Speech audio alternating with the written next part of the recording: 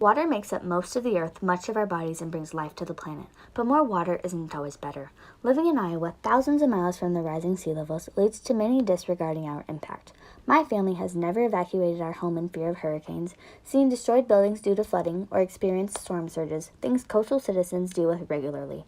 Like many other Midwesterners, I had no idea my actions had a direct impact on sea levels, but our choices can and will change lives if we open our minds to the results of our actions.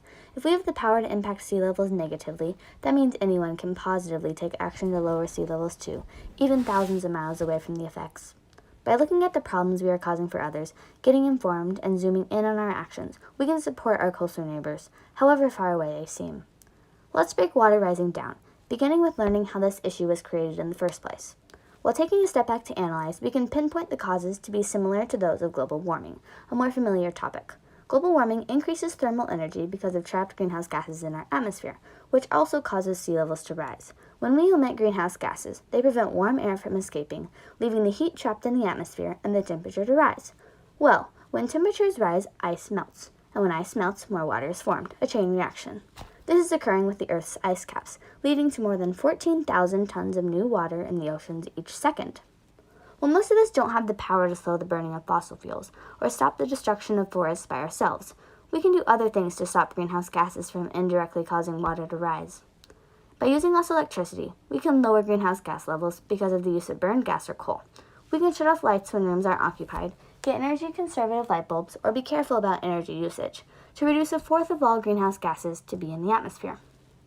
Traveling with environment-safe transportation is another poignant cause of greenhouse gases, and by making the choice to bike or walk places prevents cars, trucks, or buses from producing greenhouse gases, not to mention being healthier for our bodies.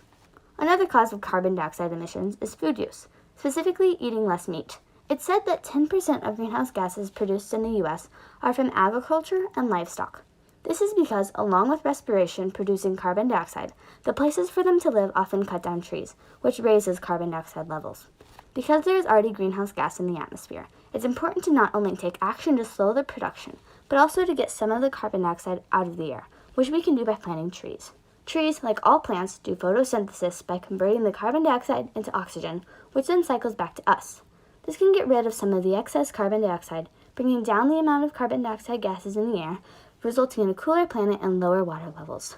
When the number of trees doesn't provide a healthy ratio to the human population, the amount of carbon dioxide we produce will not continue in the cycle of respiration and photosynthesis, resulting in extra carbon dioxide.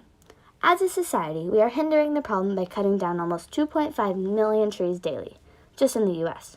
As you can predict, a solution to deforestation and the amount of greenhouse gases can be combated by planting trees. Together, if everyone planted a single tree today, the carbon dioxide level would decrease by 6%, from something so simple. By learning not only how to slow the problem, but also how to stop the negative effects, coastal cities will have a more positive experience regarding sea levels. With people evacuating, utilities being destructed, and lives being lost, flooding proves to be a crucial one to prevent, which we can do by helping coastal cities take precautions. To combat the effects, things like flood-safe buildings and escape routes can be funded and created, something inlanders have an impact on despite their distance. Those who live near communities in danger of flooding can also take volunteer opportunities to combat the issue and assist their fellow citizens. Or they can plant trees, which help with flood control from storm surges and greenhouse gas reduction. Half of all deaths from hurricanes in the Atlantic Ocean were caused by storm surges, and storm surges are caused by water rising. This is when water is pushed onto land by high speeds, like those in hurricanes, which are also more likely to occur with high water levels. The possibility of dangerous surges also increases with sea levels, as it's easier for the water to be pushed onto land, causing flooding. Inland citizens don't see water rising's effects, and some aren't even aware of the impact it has on others' lives. But if we don't take action, our coastal neighbors will suffer. We must educate ourselves on how to help them, knowing our actions spark a chain reaction that can lead to finding solutions to bigger problems. We don't have to dedicate our entire lives to the cause, or change every aspect of our routines.